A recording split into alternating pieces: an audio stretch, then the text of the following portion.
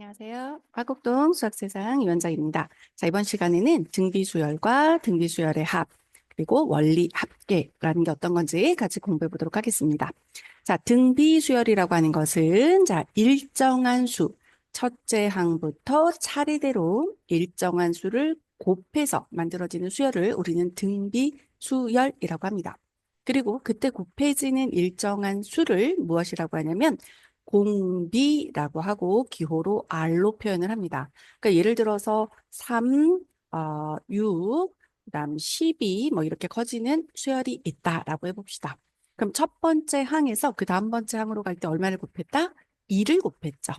자, 다음번 항으로 넘어갈 때도 2를 곱하죠. 그래서 이렇게 일정하게 곱해지는 수를 우리가 뭐라 부르고 공비라고 부르고 기호로 뭐로 약속했다? R로 나타내기로 약속을 한 거죠. 그러니까 이 항을 예를 들어 첫 번째 항, 두 번째 항, 세 번째 항이라고 가정을 했을 때, 자, 이 공비를 구하는 방법은 자, 6을 3으로 나누시면 되죠. 그러니까 6을 3으로 나눈다. 그래서 뒤에 있는 항을 앞에 있는 항으로 나눈다. 그럼 얼마가 나오니? 2가 나오겠죠. 그래서 공비를 구할 수 있다. 따라서 A의 n 플러스 1번째 항이 앞에 있는 항에서 공비 R을 곱한 거니까 R을 구한다는 것은 AN분의 A 플러스 1번째 항. 자, 이전 항과 그 다음 항에서 얼마가 곱해졌는지 나누어서 찾을 수 있다. 이런 말이죠. 자, 등비수열의 일반 항은 첫째 항이 A이고 공비가 R이라고 했을 때, 자, 일반 항은 A, R의 n-1입니다. 자, 이 상태에서 한번 유도를 해보도록 하죠. 자, A의 n번째 항을 한번 유도를 해보자. 자, 각각 곱해진 수가 지금 얼마였냐면 2였어. 첫 번째 항을 기준으로 두 번째 항에서는 공비가 한 번 곱해지죠. 그러니까 첫 번째 항은 3이라고 한다면 자, 두 번째 항은 그 첫 번째 항에서 공비를 한 번만 곱하죠. 자, 그 다음에 이제 세 번째 항이라는 것은 첫 번째 항인 3에서 공비를 다시 한 번 더 곱하는 거니까 두 번 곱하죠. 그러면 세 번째 항이 첫 번째 항에 공비 두 번 곱해진 거니까 n번째 항이라는 것은 첫 번째 항에서 공비를 몇 번 곱한다? n-1번. 여기가 2면 한 번 이렇게 줄어들죠? 왜냐하면 첫째 항에서 얼마큼 곱해졌을까라는 거기 때문에 그래서 일반 항은 a 곱하기 r의 n-1 이렇게 유도해낼 수가 있겠죠. 자, 그 다음에 등비중항이라는 것은 가운데 있는 항이 갖는 특징이죠. 어느 수열에서? 등비수열에서. 그래서 0이 아닌 세 수가 있습니다. 자, A, B, C가 차례대로 등비수열을 이룬다라고 하면 그때의 B를 등비중항이라고 합니다. 자, 그러니까 이 첫 번째 수를 A라고 한다면 자, 그 다음 수는 A의 공비를 한 번 곱했죠. 자, 그 다음 수는 자, A 아래 공비가 한 번 더 곱해졌죠. 또는 B에다가 공비를 곱한 거죠. 자, 둘 다 맞는 표현입니다. 자, 그렇다면 자, 각각이 일정하게 곱해진 게 공비 R이기 때문에 자, A분의 B를 구하나 A분의 B를 구해도 R이 나오죠. 또는 B분의 C의 B를 찾아도 자, B분의 C의 비율을 찾아도 그것이 무엇이 된다? R이 될 테니까 같을 겁니다. 이것도 R이고 이것도 R일 테니까. 자, 그래서 같다면 우리가 대각선 곱했을 때 결과가 똑같죠. 그래서 곱해보시면 B제곱은 AC라는 걸 유도해낼 수 있겠지. 그래서 B가 등비 중앙일 때에는 이 가운데 있는 수의 제곱, B제곱은 무엇과 같다? AC와 같다. B제곱은 AC의 곱과 같습니다. 자, 이제 등비 수열의 합을 구하는 걸 한번 유도해 보도록 하겠습니다. 자, 등비 수열에서 자, 첫째 항을 A라고 하고 자, 공비를 R이라고 해봅시다. 자, 그런 등비 수열의 첫째 항부터 n항까지의 합을 우리가 보통 SN으로 표현을 하죠. 자, SN을 구하는 방법을 유도해 보도록 하겠습니다. 자, SN이라고 하는 것은 첫 번째 항부터 더하는 거지. 몇 번째 항까지? n번째 항까지. 그러면 첫 번째 항은 A죠. 그럼 두 번째 항은 A의 R을 곱하죠. 세 번째 항은 A의 R제곱을 곱하죠. 그러면 n번째 항은 A의 R에 n-1을 곱하죠. 여기까지 괜찮으시죠? 그러면 자, 첫 번째 SN에다가 우리 공비 R을 한번 곱해 봅시다. 그러면 A에 R이 곱해져서 AR이죠? AR 여기 써볼게요. 자, AR에다가 R을 곱하면 AR의 제곱 이렇게 되지. 자, 그러면 여기 이전 항이 AR에 n-2였을 테니까 자, 여기다 R을 곱하면 어떻게 될까? AR에 n-1이 되겠죠. 그렇지. AR에 n-1 이렇게 곱한 거야. 곱해서 지금 나열은 이 상태로 되고 있는 거야. 그러면 AR에 n-1에다가 R을 곱하면 AR이 되겠죠. AR의 몇 제곱? n제곱. 자, 그러니까 이 상태에서 빼봅시다. 자, 뺐을 때 SN, 자, 보이지 않지만 1이 생략돼 있는 거니까 한 개 SN에서 R개 SN을 뺀다면 자, 1 마이너스 R의 SN이 되겠죠. 빼면서 이렇게 소거 될 겁니다. 여기 다 지워지겠죠? 그러면 남아있는 것은 A, 그 다음 뺀 거니까 얘는 마이너스 AR의 N제곱이 되겠죠. 자, 공통이 무엇이 있습니까? A가 있죠. 그래서 A로 묶어보시면 1 마이너스 R의 N제곱으로 표현이 가능합니다. 따라서 자, 등비수열의 합인 S는 어떻게 표현할 수 있냐? 1 마이너스 R로 나누어서 자, A의 1 마이너스 R의 N제곱이다 라고 유도해낼 수 있습니다. 이것이 등비수열의 합이 되겠죠. 1 마이너스 R분의 A의 1 마이너스 R의 N제곱입니다. 1 마이너스 R의 A의 1 마이너스 R의 N제곱. 그러면 이 밑에 식에서 위의 식을 뺄 수도 있겠죠. 빼도 마찬가지이기 때문에 그때의 상황은 어떻게 표현이 되냐면 자, R 마이너스 1분의 여기 둘이 바뀌죠. A의 R의 N제곱 마이너스 1과 같죠. 이거는 아래식에서 위의식을 빼는 경우라고 생각을 하시면 됩니다. 그래서 둘 다 가능하고 자, 이때 사용하는 경우는 R이 1보다 작을 때 R이 1보다 작은 수라면 1 빼기 R이 양수니까 자, 이 식에 대입해 주시는 게 좋고 만약에 공비가 1보다 크다. R이 1보다 큰 수면 2 빼기 1 이렇게 대입하는 게 편하겠죠. 여기서 대입하면 1 빼기 2니까 음수여서 계산이 한 번 더 들어가죠.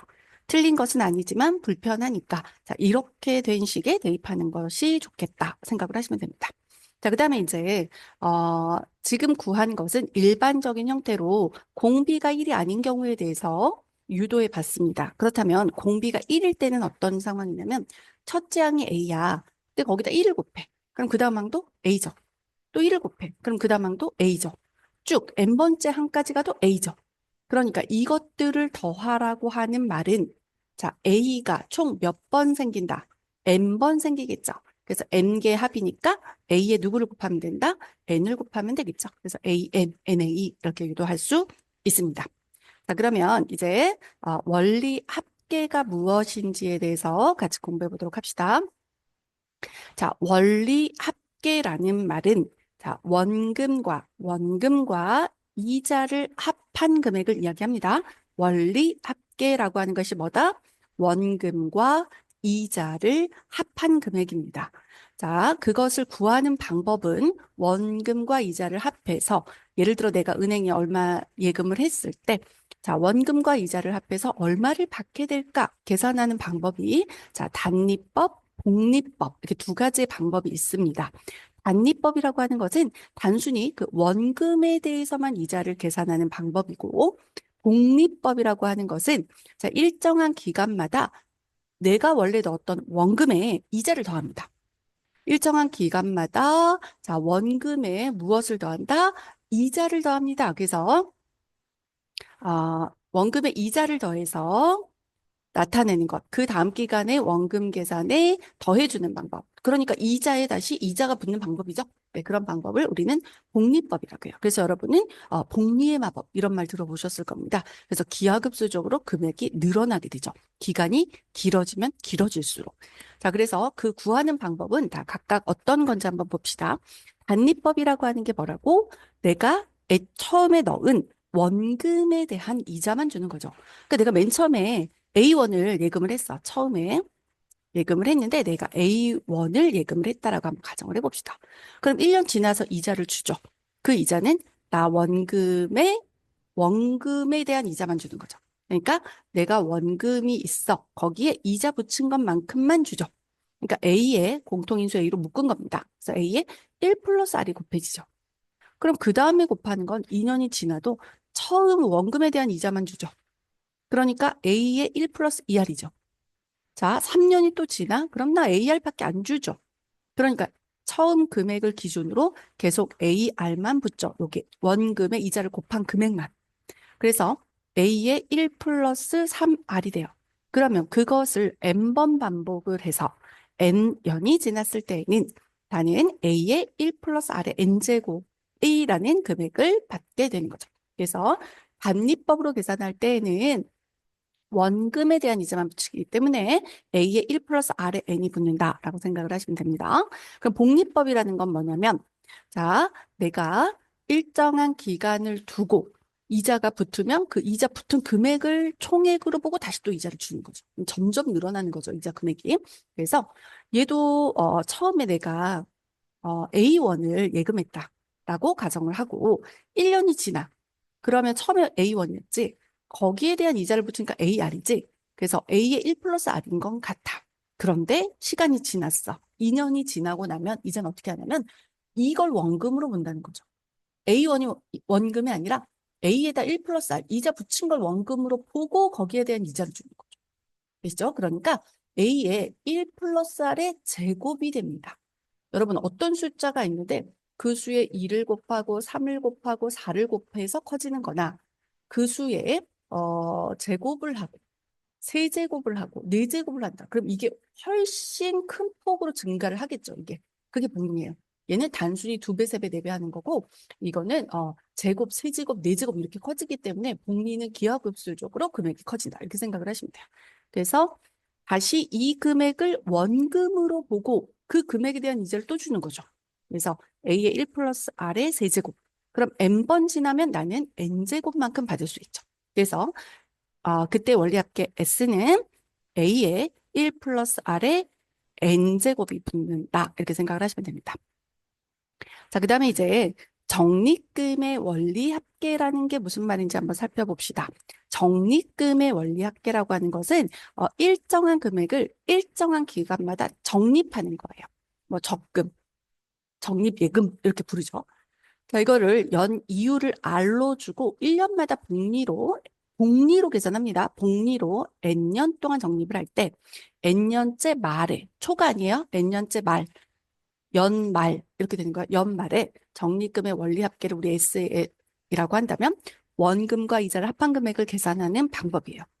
자, 그러면 내가 금액을 자 일단 그 해의 말이 되었을 때 연말이 되었을 때 얼마일까를 계산하는데 그거를 매년 초에 내가 돈을 넣는다. 적립할 수도 있고 연말에 적립할 수도 있죠. 아예 시초에 시작할 때 매년 초에 넣은 다음 그 말을 보는 거고 이거는 연말에 적립해서 그 다음 1년이 지난 월말 이렇게 보시면 돼요. 연말 이렇게 보시면 되죠. 자, 그 차이는 어떤 차이가 있냐면 자, 이 경우는 예를 들어 이런 거예요. 처음에 1년 동안 매년 초에 적립하는 경우로 보시면 됩니다. 매년 초에 1년이 지난 최초에 나 A1을 적립했습니다. 그리고 나서 2년 초가 됐습니다. 2년. 그럼 1년이 지났죠. 그럼 여기 연말에 적립을 한번 받은 초겠죠. 적립받고 나면 얼마를 받냐면 원금에 대한 이자. 원금을 보장하고 원금에 대한 이자를 받게 된다. 이거죠. 자, 그 다음에 3년 초가 되면 자, 우리는 무슨 법으로 계산하고 있다 지금? 복리로 이자를 받는 거니까 제곱이 되는 거죠. 그래서 A의 1 플러스 R의 제곱만큼 적립을 받습니다.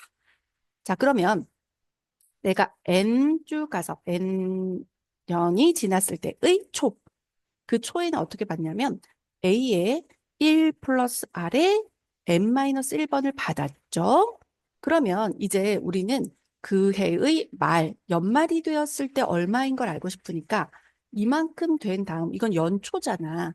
그러면 N년 말이 되었을 때는 어떻게 되냐면 A의 1 플러스 R의 N-1의 이자가 한 번 더 붙는 거죠.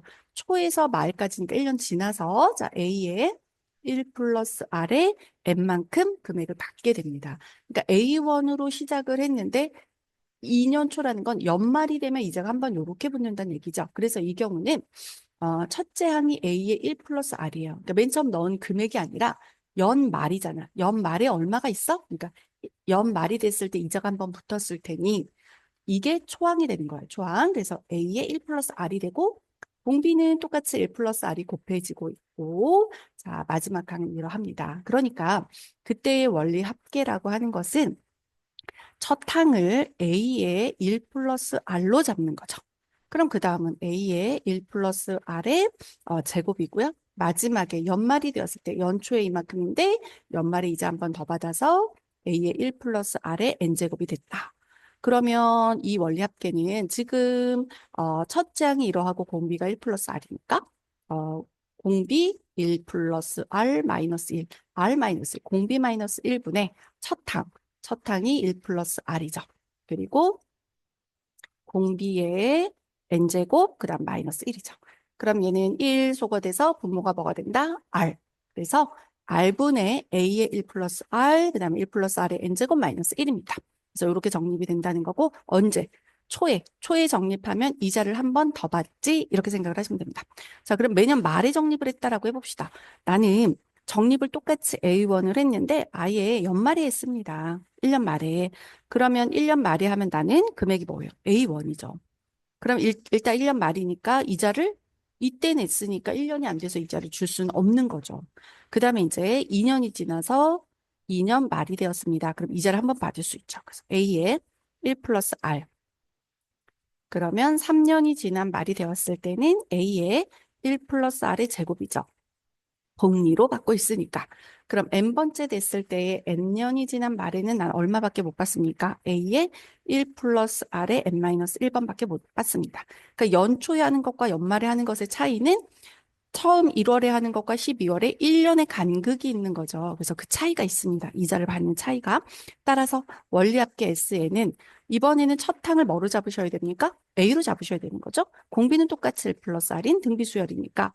자, 공비 마이너스 1분의 1 플러스 R 마이너스 1분의 첫 항이 A죠. 그거에 1 플러스 R의 N제곱 마이너스 1이 됩니다. 1 소거되고 나면 R이 남겠죠. 그래서 R분의 A의 1 플러스 R의 N 마이너스 1이라고 정리하시면 됩니다.